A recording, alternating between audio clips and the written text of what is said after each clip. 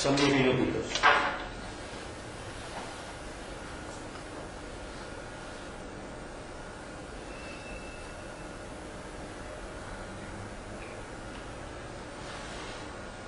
Sí, bueno, ahí tenemos cordón cuneta, por suerte.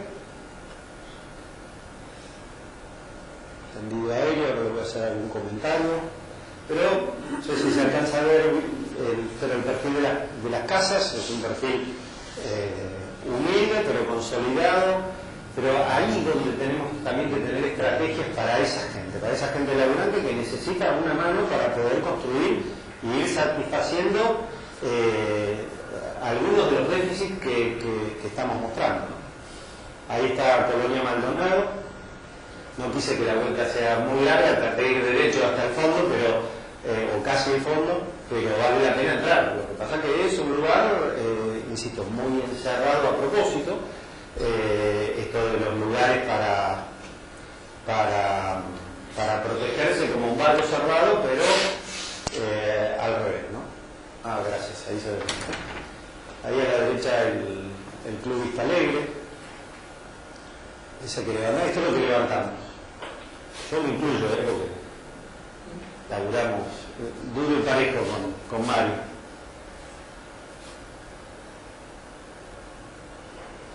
Y ahora cuando lo veremos, ya vamos a tener a izquierda las primeras terrenos de familia propietaria que a los 100 metros empiezan ya a extinguirse, y el resto es tierra del Estado Nacional, era la vieja traza del camino de circunvalación. Ahí entramos por Río Tuel para que vean un poco el perfil de las casas. Les decía, era la vieja traza del camino de circunvalación. Cuando fue la usurpación notificamos obviamente a Vialidad. Vialidad ya había desestimado ese proyecto. Las tierras son muy buenas, no son tierras inundables, pero bueno, estas cosas también se evalúan. Pero es fundamental perseguir la tenencia jurídica por parte, digamos, sanear jurídicamente esto, y hasta donde sé, con Luciano lo hemos hablado, cuando estaba en escribanía no había gestiones sobre el tema, ¿no? Bueno, ahí ven cómo ha ido consolidándose el barrio, bien desde el punto de vista que nos permite materializar la calle, mal desde el punto de vista que no tiene infraestructura. La única infraestructura que uno ve es la de los cables, ¿sí? Y uno dice, ¿y por qué por arriba? ¿Sí? Porque el cordón cuneta le cuesta al frentista. Entonces decís, bueno, debería por ahí hacer el Estado, vamos a hablar de algún que otro mecanismo. Pero los cables lo hace la empresa, ¿por qué por abajo? De hecho, el municipio le tendría que cobrar ocupación del espacio aéreo, tiene que tener promoción. A veces nos confundimos. Bueno, un poquito embarrada la calle, y les digo, se agarra un día de lluvia, ¿no? Salir más de ahí, ¿no? Y acá tenemos muchas, pero muchas familias viviendo. Bueno, por aquí está la casa de Alejandra, la chica con la que estaba en la foto, gente que uno conoce desde aquellas épocas o que vamos conociendo con el tiempo, ¿no? Van dimensionando el problema, porque yo les muestro esto para que dimensionen el problema. Digo, sientan cuántas calles tenemos que arreglar, cuántas casas tenemos que arreglar, cuáles son las infraestructuras, ¿sí? ¿Qué es lo que tenemos que hacer en este barrio para que en 4 años digamos, esto cambió, ¿sí? Quiero que dimensionen el tamaño de la política que tenemos que hacer, ¿sí? Seguimos. Esta gente está a esa distancia del jardín de infantes y de la sanita médica, Yo estoy yendo en auto. Con alguna dificultad, como ven, pero en auto. No, bueno, a una cuadra hay falto, A una cuadra. No les estoy mostrando lo peor de Bahía, Digamos, también uno tiene su corazoncito, ¿no? Es decir, no les traje lo peor. Traje lo que ha pasado, digamos, lo hablábamos con Adriana. Se ha expandido muchísimo la ciudad. Muchísimo. En la parte rica y en la parte pobre. Ahora, ahí está la plaza esa que funciona como lugar de los colectivos, ¿sí? Pero que rescatamos de la invasión. Fundamental, porque digamos tiene un potencial fantástico para plaza con jardín, Digo, el lugar tiene todos los componentes necesarios para transformarlo y que se convierta en un buen lugar. Ahí si giramos para ir hasta el fondo donde está la vía. Fíjense la cuestión de la lucha de pobre contra pobre. En la medida que esto se expande, el que se expande se conecta de la energía, de la luz, de los que les ha costado mucho llevarla. Entonces los vuelven a dejar sin luz. Y tienen que volver a reclamar, por supuesto ir al municipio, cortar la calle, que qué sé yo, ir con él, salir en la noticia, etcétera, para que le vuelvan a poner un transformador más allá. Y eso otra vez se vuelve a expandir, ¿sí?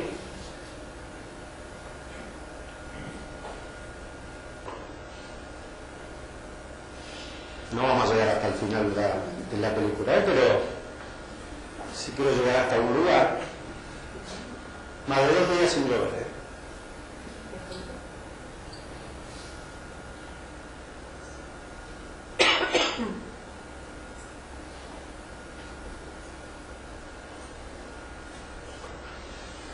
en el lugar hay un merendero bastante grande que trabaja mucho, en la cocina de algún otro vecino también se labura en ese sentido, digo, pero no hay una asistencia formal o un equipamiento formal como puede ser en una escuela, el Club Vista Alegre es el más acá, ahora se está armando otro, pero digo, es todo a pulmón del vecino. Todo por mundo del vecino, ¿no? Y si hay alguna ayuda del Estado, generalmente es mínima, ¿no? Pero no lo digo en función del gobierno actual, lo digo también como una generalidad nuestra en casi todos los municipios, ¿no? Quizás, ¿verdad?, que lo vemos como un imposible y decimos, ¿qué voy a poner ahí algo que, ¿sí? Pero sin embargo es el sentido de nuestro problema. Ahí creo que recién pasamos la plaza, o es la que tenemos enfrente.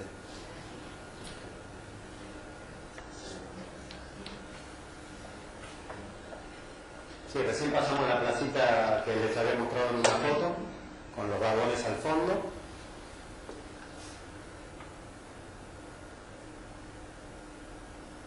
¿Qué dimensión tenemos de este recorrido? Creo que son 2.000 metros más o menos. Sí, es fácil. Fácil, y no voy a llegar hasta el fondo. Y no voy a llegar hasta el fondo. Son muchos hogares. Este es el sector ordenado. Este está del otro lado. A ver, esto es informal ordenado. Porque intervenimos y salió ordenado. Ahora, 100% de déficit cuantitativo de vivienda y déficit cuantitativo también. ¿Sí? Porque acá que tenés, ahí estoy cruzando a tierra tomada en los últimos 20 meses. ¿Sí? Déficit cuantitativo, todas las viviendas tienen algún problema. Tenemos problemas de infraestructura. Déficit cualitativo, fundamentalmente por el hacinamiento. ¿Sí? Y acá, obviamente, bueno, mi situación de déficit en lo que hace a la cuestión jurídica de la vivienda. ¿Llegan los colectivos? Llegan, sí, a una cuadra, pasa a una cuadra de la primera que venía, está Calero un poco, que es por donde pasa el colectivo. Pero un poco como decía Miguel, yo a veces me he ido en colectivo a casa, a la gente, qué sé yo, y bueno, pero una cosa sí, a las 10 de la mañana o a las 3 de la tarde, y otra cosa es cuando te tenés que tomar el colectivo temprano. ¿Sí? Y la gente que necesita por ahí alguna urgencia tiene que ir a las 5 de la mañana a hacer cola al hospital. Digo, esta cuestión de la lejanía a nuestros equipamientos es clave, ¿no? Bueno, está saliendo, ¿no? De la línea. No, ahí, claro, crucé la vía y estoy en la parte que se llama Puertas Argentinas. Como ves, es una toma de tierra donde hay mucho rancho de chapa, donde hay ¿Terrenos de quién son? esto es concesionado a Ferrofreso, si no me equivoco, de ferrocarril. Ahora, más allá de la cuestión puntual, el otro era vialidad. Más allá de la cuestión puntual, el principal problema es la falta de producción de suelo por parte del Estado. ¿Sí? Yo le podría mostrar estas cosas en San Martín de los Andes, ¿sí? En Río Grande, en Corrientes, muchísimos lados. ¿Sí? Lo muestro, y voy a cortar ahí, les decía, lo que quiero es que dimensionemos la política que tenemos que hacer. ¿Sí? ¿Se dan cuenta el problema ese para resolver? ¿Sí? Traten de pensarlo. ¿Sí? ¿Cuánto hay que hacer en infraestructura, en material? Bueno, yo fui por un eje, es un poquito más costado, ¿sí? Más o menos tienen algo en la cabeza, multiplíquenlo por 15. ¿Sí? Porque esa es la medida para decir, esta es la política de país que necesitamos enfrentar. Y ahora en el paralelo de ciudades. ¿Sí? O sea, no estamos hablando de resolver 3 casitas. Porque si mi problema es que en 4 años de gobierno tengo que dar la mejora de materiales para 100 casas, entonces seguramente mi política va a ser compro ladrillos. Ahora, si yo tengo que mejorar 10.000 casas, no puedo comprar ladrillos. ¿Qué tengo que hacer? Pongo una constructora, hago una fábrica de materiales, o por lo menos un corredor mayorista. Si tengo que mencionar la política en función de mi problema es ese. Tiene ese tamaño. Ahora, ¿qué ciudad tenemos? ¿Cuál de las 4 eligen? No para tener. ¿Cuál es la que tenemos hoy? Con ese ejemplo. Y no sé, a mí me parece que es esta, ¿no? Esto no más. A mí me parece que es la de la segregación. Donde yo vivo, todavía tenés un problema, pero... Y bastante ligada de la exclusión también. ¿Sí? Porque el tipo que no tiene ni... el que llega nuevo está todavía en... Ahora, lo peor no es que la realidad es esa. Yo puedo decir, la realidad es esa, pero yo pienso otra ciudad. No, lo peor es que la ciudad que pensamos sigue siendo esa. Sigue siendo esa. Porque no pensamos en la ciudad de la mixtura, de donde el rico esté con el más pobre, o que acerquemos las diferencias. No. Seguimos concentrando pobreza en un lado, riqueza en otro. Entonces, esta es la cuestión que hay que empezar a cambiar, ¿no? Decíamos, esta era la figura que yo propongo. Pero soy un poco obsesivo con el tema de decir, bueno, vamos a lo prioritario, vamos a lo principal del tema, ¿no? Y entonces digo, bueno, ¿qué es lo que se hace de cada jurisdicción? Quiero llegar a lo local, pero empecemos a ver hoy qué es lo que hacemos en cada jurisdicción.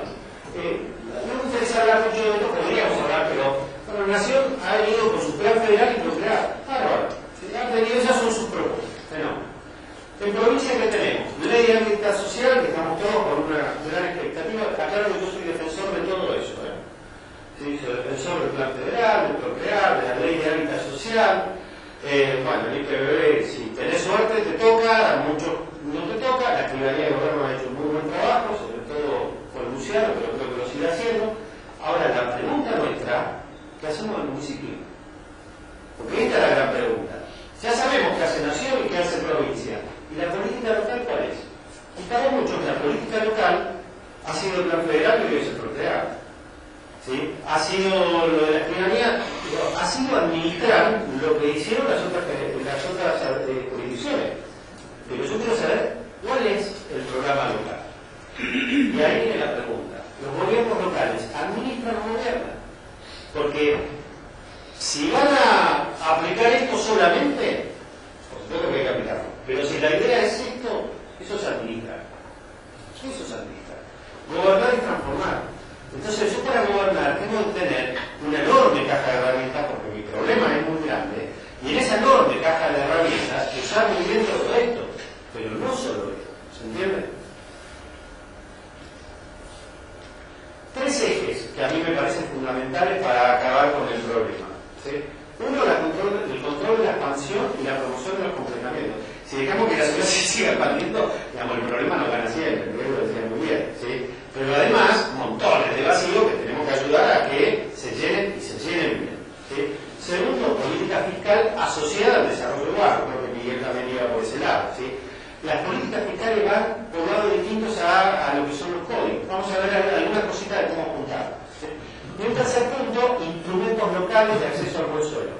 Está bien el procrear, está bien el federal, está bien la ley, pero también quiero ver qué hacemos desde lo local.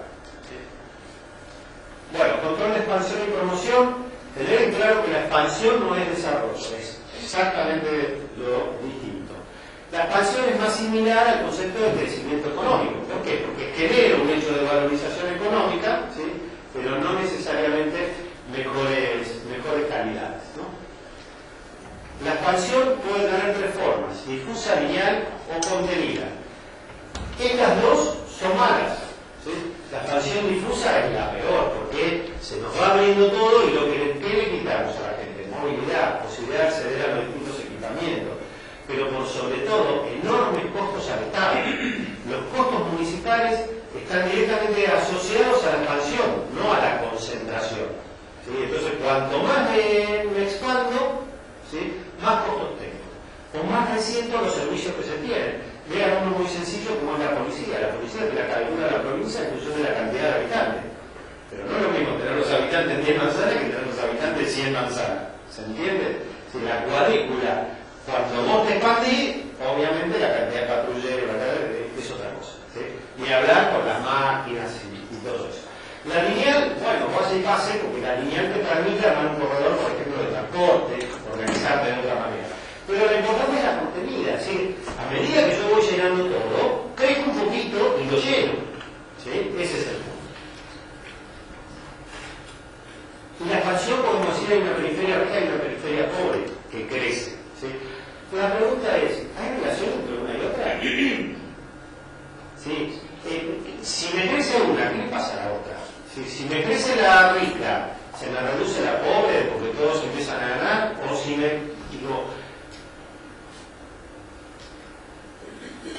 miren, sin entrar mucho en debate, pero Clifford hay una cosa que dice muy claramente, que se verifica también por otros investigadores sobre el tema de la tierra.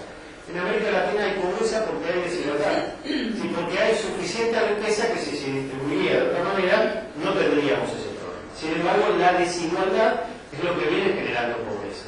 Entonces, esta desigualdad en la tierra no solamente produce fragmentación social, sino que nos va generando una periferia cada vez más pobre. Y después de trabajar en varias ciudades, uno lo va viendo que ciudades, en este caso San Martín de los Andes, que empiezan a tener productos premium urbanos, tienen pobreza muchísimo más grande que ciudades del interior de nuestra provincia, que sin tener esto tampoco tienen esto. ¿Se entiende? Entonces, esta locura por las urbanizaciones premium, tengamos presente que también nos va generando una exclusión desde el otro lado que convierte a zonas en más pobres. Molca, entre otros, también dice que la pobreza no es lo que alimenta la informalidad, sino al revés. Y esto lo decía, pero yo lo decía: gente que tiene trabajo formal de repente tiene que vivir en una villa porque necesita estar cerca, ¿sí? El cerro de San Martín de los Andes se ha tomado todo con gente que no puede ir a otro lado, ¿sí? Perdón que vaya medio por arriba de estos temas, porque cada uno puede ir para meterse un poco, ¿no? Yo decía, promover los completamientos también, promover los lotes vacíos que se construyan, pero también las construcciones que están en ruinas, que están abandonadas, las áreas de chacra dentro de la ciudad. Pero ¿qué pasa con esos lotes vacíos? Miren, este lote vacío es una localidad que voy a mostrar un poco, que es Rivadavia, ¿no? En realidad son dos lotes, ¿sí? Frente a la plaza, bien caro, ¿no? Precio del lote $100.000. ¿Qué dice el dueño? ¿Sí? El dueño de un lote así. Bueno, el que lo quiere que lo pague. ¿Por qué dice? Yo no tengo ganas de vender, ¿sí? De hecho, eso alguna vez estuvo construido, ¿sí? Y fue demolido. No tengo ganas de vender. No necesito la plata. Ahora, vamos a hacer el análisis, ¿no? Valor del suelo, fiscal, ¿no? Valor fiscal. El valor fiscal se toma como un sobreprecio sobre el valor del suelo. Sin embargo, $100.000, que en el momento que hice este trabajo era con el dólar a 5, oficial, ¿sí? No hace tanto, lo que pagaba de inmobiliario, de tasa de servicio. Pero miren, yo hago otra cuenta: $100.000 cada uno de los terrenos, tasa de interés bancario en dólares, $100.000 por año, 500.000 pesos, tasa de interés 60.000, $100.000 el costo de la caja de seguridad, más o menos, no sé cuánto volumen ocupan $100.000, pero una caja de seguridad grande vale más o menos eso. Pero miren las diferencias, ¿sí? Sin hacer nada, que cambió el dólar y supuestamente si el precio no varió, ¿sí? Según Eduardo hubiera aumentado también, ¿no? Y el costo en materia tributaria es ese, ¿sí? Es decir, el costo tributario es prácticamente el mismo que una caja de seguridad. Pero acá tendría, hasta tiene ciertos riesgos esto. Acá qué riesgo tiene. Ninguno. Y por más que se le presta fuego el terreno, se le te y nadie se lo puede robar, no tenés problema. Por lo cual, obviamente, en esas condiciones, retener tierra siempre va a ser lo mejor. ¿Qué tiene que hacer el Estado? El Estado lo que tiene que inducir, cambiar esas ecuaciones, para que, bueno, no sea tan buen negocio, ¿sí? O por lo menos que empiece a tener alguna voluntad, o si no que pague por costos que sirvan. Para el Estado lo importante es pensar en la ciudad construida, en la ciudad que mejor se financia de la que está bien construida, ¿no? Miren el caso de Bahía Blanca también, cómo crece la ciudad, pero cómo quedan estas manzanas vacías, ¿sí? O sea, grandes superficies. Me acuerdo que estos barrios recién ahora se están saneando jurídicamente y tienen más de 30 años la población ahí. Ustedes lo ven claro por la foto de pero tiene 50 metros de diferencia de nivel entre esto y 4 manzanas más acá. Es un lugar bastante alto. La quisimos comprar, ¿sí? Creo que valía esa tierra muchísimo. ¿Por qué vale muchísimo? Si es gente muy humilde la que vive, el barrio no tiene grandes condiciones. ¿Por qué vale mucho? Porque el interesado, ¿quién es? El Estado. El Estado vota. Y el precio del suelo está directamente vinculado con el que lo demanda. Entonces, para el cliente, el vecino, la demanda de carne es un socio. Es un socio, porque mientras crezca esa demanda, el Estado estaba más apurado para comprar, ¿sí? Ahora, esto paga 2 pesos de impuestos, ¿sí? Sin embargo, el valor era alto. Entonces, ¿cuál es la idea? Poder asociarse con ese señor, para poder desarrollar la tierra, con el urbanismo, etc. O comprarla para poder desarrollarla, pero te encontrás con el discurso de que la tierra es alta. Entonces, bueno, lo que hay que hacer es decir, bueno, ¿cuánto vale? Vale tanto, cámbialo por escrito, porque obviamente tiene que estar escrito, ¿sí? Y empezar a chequear con las bases fiscales y empezar a ajustar esos valores. Entonces ahí vamos a empezar a achicar esa gran expectativa de que le paguen a uno lo que obviamente la cosa no vale, ¿no? Y vamos a poder crear mejores condiciones para negociar. ¿Para quién? Los instrumentos, me fui al tercer punto, ¿no? Rápidamente, me salté el 2, ¿sí? A propósito. Porque el 2 decía de lo de política fiscal, pero antes vamos a ver para quién. Me voy al tercero. Y esto es importante. Yo les mostré un área de sectores medios y medios bajos. Les diría medios bajos a bajos, lo que les mostré. Pero la verdad es que el tema del acceso al suelo, del acceso a la vivienda, es un tema de la mayoría. Cuando uno ve que estos datos de estas consultoras son muy consistentes con los que brinda el INDEC a principios de este año, estos son los ingresos promedio familiares mensuales. ¿Qué porcentaje de población tiene la capacidad para poder afrontar la compra de un terreno, aún en cuotas, o de una propiedad chica? ¿Qué porcentaje? 12.000 pesos, digamos, este 20%, mucho más que eso no. Es decir, que el problema del acceso al suelo no es un problema de los pobres, es un problema del 80% de la población. ¿Sí? El 80% de la población, obviamente que no tiene casa, ¿sí? Tiene el problema del acceso al suelo. Por lo tanto, hay que diseñar herramientas para eso.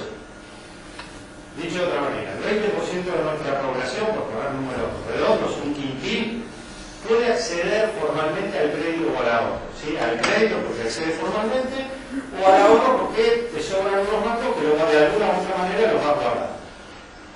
Después hay un 20% que no puede solo con crédito o ahorro, que necesita una tercera parte, que yo lo llamo los suegros macanudos, ¿sí? Entonces, si no tenés unos suegros macanudos que te ponen lo que falta, llegás, ¿sí? Pero si no llegás, y estás de la media para arriba, ¿sí? Ahora después estás al horno, después es muy difícil poder llegar, y las políticas oficiales, sean plan federal, procrear, etc., mirándolo con buen ojo pueden llegar a un porcentaje y ubicarse ahí. Muy pocas veces llegan acá. ¿Sí? El procrear llega más alto que el plan federal, es decir, son segmentos muy formales, ¿sí? Aparte de otra cuestión, ¿no? El plan de Procrear, si se implementa según el anuncio, y uno no quiere dudar de eso, en 4 años son 400.000 créditos, ¿sí? 400.000 créditos. Pero el tema es que entre el 2001 y el 2010, la población que alquila pasó de 1.100.000 a 1.800.000. ¿Sí?